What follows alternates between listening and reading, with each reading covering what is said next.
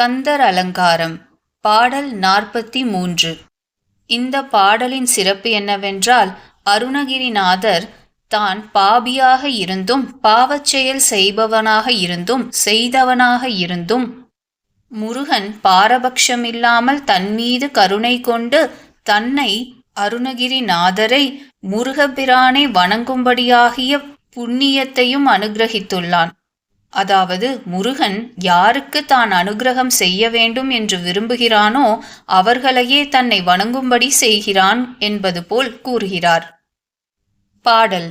கவியார் கடலடைத்தோன் மருகோனை கணபன கட்செவியார் பணியணி கோமான் மகனை திரள் அரக்கர் புவியார் பெழத் தொட்ட போர்வேன் முருகனை போற்றி அன்பார் குவியா கரங்கள் வந்து எங்கே எனக்கு இங்கன் கூடியவே.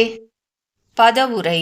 கவியால் குரங்குகளை கொண்டு கடல் அடைத்தோன் சமுத்திரத்தை அணைக்கட்டி அடைத்த விஷ்ணுமூர்த்தியின் மருகோனை மருகராகிய முருகக் கடவுளை கணபனம் கூட்டமாகிய படங்களை உடைய கச்செவியால் பாம்பை கொண்டு பணி அணி ஆபரணமாக பூண்டுள்ள கோமான் மகனை சிவபெருமானுடைய புதல்வரை திரள் அரக்கர் புவி வலிமையை உடைய அவுணர்கள் வாழ்கின்ற, அதாவது அரக்கர்கள் வாழ்கின்ற உலகங்களெல்லாம் ஆர்ப்பு எழ, அதாவது கதறுதலால் பெரிய ஒளி உண்டாக தொட்ட போர் வேல் ஏவிய போர் தொழிலில் வல்ல வேலாயுதத்தை உடைய முருகனை முருகப் பெருமானை அன்பால் போற்றி அன்போடு வணங்கி குவியா கரங்கள் கும்பிடாத கைகள் எனக்கு அடியேனுக்கு வந்து எங்கே இங்கன் கூடியவே.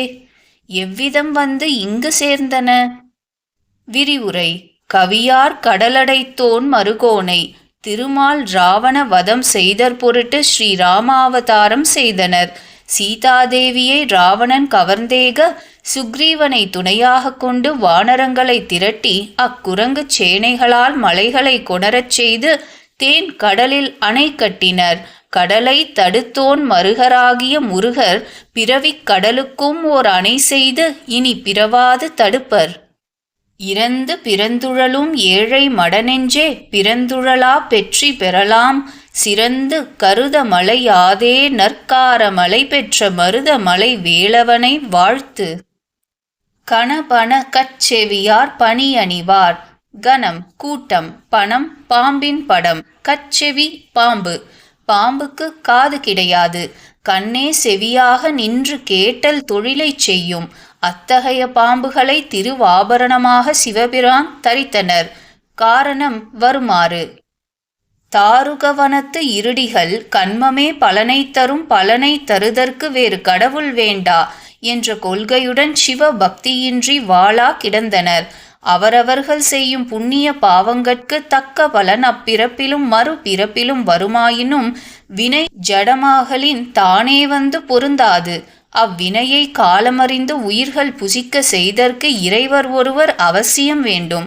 அவ்விறைவரே வினைகளை அவ்வக்காலங்களில் உயிர்களுக்கு ஊட்டுகின்றனர். இதனை தாருக வனத் திருடிகள் உணராராயினர். விரதமே பரமாக வேதியரும் சரதமாகவே சாத்திரங்காட்டினர். இது திருவாசகம் வாக்கு. கருணை கடலாம் கண்ணுதற் கடவுள் அத்தாருக வனத் திருடியருக்கு நல்லுணர்வு வருவிக்கும் பொருட்டு பிச்சாடனராக போந்தருளினர். அதனால் அவர்கள் தவமழிந்து சிவபெருமானுடன் பகை கொண்டு அபிச்சார வேள்வி செய்து கொடிய விடப்பாம்புகளை சிவமூர்த்தியை கொல்லுமாறு ஏவினர். எம் பரமபிதாவாகிய எண்டோலன்னல் தன்னை கொல்ல வந்த அரவங்களை கருணை மேலீட்டால் கொல்லாது அவைகளை பிடித்து ஆபரணமாக தரித்து கொண்டு எமக்கு தீங்கு செய்யும் புன்மையோருக்கும் நன்மையே புரிவோம் என்று உலகுய்ய உணர்த்தி அருளினார். என்னே அவருடைய கருணை திறம்! ஆதலால் அத்தகைய கருணை கடலின் திருப்புதல்வராம் கந்தக் கடவுளும் தமக்கு தீங்கு செய்பவருக்கும் புல்லறிவினருக்கும் நல்லருள் பாலிப்பார் என்பது தேற்றம். பல தீங்குகளை புரிந்து கொள்ள வந்த சூரபன்மனை இரு கூறாக சேவலும் மயிலுமாக்கி யாட்கொண்ட புனித வரலாறே இதற்கு போதிய சான்று. தீயவை புரிந்தாரேனும் குமரவேல் திருமுனுற்றால் தூயவராகி மேலை தொல் கதி அடைவரென்கை ஆயவும் வேண்டுங்கொள்ளா அடுசமரின் நாட்செய்த மாயையின் மகனுமன்றோ வரம்பிலா வருள் பெற்றுய்ந்தான்.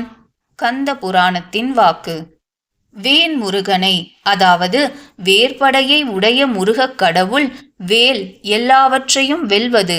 வேலை நினைப்பவருக்கும் போற்றுபவருக்கும் அகத்தே வினைப்பகையும் புறத்தே முனைப்பகையும் வேருடன் அழியும். முருகன் என்றால் இனிமை, இளமை, வாசனை, மகிழ்ச்சி இவைகளை உடையவர். முருகுகல் இளமை நாற்றம் முருகவேல் விழாவனப்பாம். எனவே முருகனை அன்பார் போற்றுபவர் இனிமை, இளமை, மனம், மகிழ்ச்சி, அழகு முதலிய எல்லா நலங்களையும் எளிதிற் பெறுவர். அன்பார் குவியாக்கரங்கள் கூடியவே, அதாவது முருகப்பெருமானை அன்புடன் கரங்களை குவித்து சிரத்தின் மேற் கூப்பி வணங்குதல் வேண்டும். அவ்வாறு வணங்கினோர் இம்மையிற் பெரும் செல்வராய் எல்லோரும் தொழ பெருமிதத்தோடு இன்புற்று மறுமையில் இந்திரன் முதலிய இமையவர் பதங்களும் அந்தமில் இன்பத் தழிவில் வீடும் எளிதிற் பெறுவர் என்பது ஒரு தலை. கந்தக் கடவுளை கைகுவித்து போற்றும் மெய்யன்பரிடம் காலன் வரமாட்டான். மந்தர கிரியை சற்று மனிதரால் அசைக்கொணாது, சுந்தர மாருதத்தை துரும்புகள் அணுகொணாது, செந்தழல் தன்னை ஈக்கல் சேர்ந்தினி மொய்க்கொணாது, கந்தனை போற்றுவார் மேற்காலனும் அணுக்கொணாதே. இது பழனி தல புராணம் வாக்கு. முருகப் பெருமானுடைய திருவடி கமலங்களில் மலரிட்டு குவித்து கும்பிட்ட கைகள் மறுபிறப்பில் ஸ்வர்ணமிடுகின்ற கைகளாக விளங்கும். ஓன்றலுன் திருமுன் குவித்த பெரியோர் கைகள் ஸ்வர்ணமிடுகின்ற கைகள். இது திருவருட்பா வாக்கு. அவ்வாறு அப்பரமபதியின் திரு முன்னர் குவியாத பாவிகள் கை மறுபிறப்பில் ஐயா ஐயா என்று நாப்புலர அலறி நீட்டி பிச்சை எடுக்கும் கைகளாக துன்புறும். பரமன் நின்றிரு முன்னர் குவியாத வஞ்சர்கை பலியேற்க நீள்கொடுங்கை. இதுவும் திருவருட்பா வாக்கு. மூவருக்கும் தேவருக்கும் எட்டாத முழுமுதற் கடவுளாகிய முருகப் பெருமான் தன்னை அன்புடன் அகங்குழைந்து கைகூப்பி வணங்கும் விழுத்தொண்டருக்கு நண்பராகி விடுகின்றார். முடிமேலே அஞ்சலி செய்வோர்கள் நேயக்கார. இது திருப்புகழ் வாக்கு. எமது திருவருட்பிதாவாகிய அப்பமூர்த்திகளும் இதனை நோக்கியன்றோ கைகளுக்கு பின்வருமாறு கட்டளையிடுகின்றார். கைகால் கூப்பித் தொழீர் கடிமாமலர் தூவி நின்று பைவாய் பாம்பரை யார்த்த பரமனை கைகால் கூப்பித் தொழீர். ஆதலால் கந்த பெருமானை குவித்து கும்பிடாத இக்கரங்கள் எனக்கு இங்கு எங்கிருந்து வந்து சேர்ந்தனவோ என்று வள்ளல் உள்ளம் கவல்கின்றார். கருத்துரை.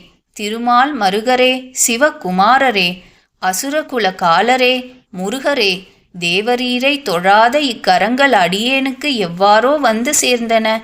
இனியாவது தொழச் செய்து அருள் புரிவீராக.